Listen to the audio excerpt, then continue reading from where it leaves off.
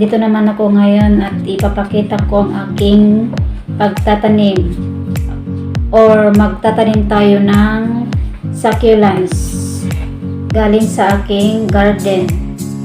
Si Echeveria Perlibon, ito yung kinat ko nung nakarang araw, yung biniheding ko, so itatanim ko ngayon. Basta kasi grab 2 yung ito mga sidong, ito sidong din, si kalacho at saka stinky. So magtatanim tayo ngayon at ito ang aking gagamitin. Wala akong paso, so itong basket ang aking pagtataniman at saka ito yung basket ko na may ano siya, cactus. So, bagay lang dito sa aking mga succulents. So, start na natin guys.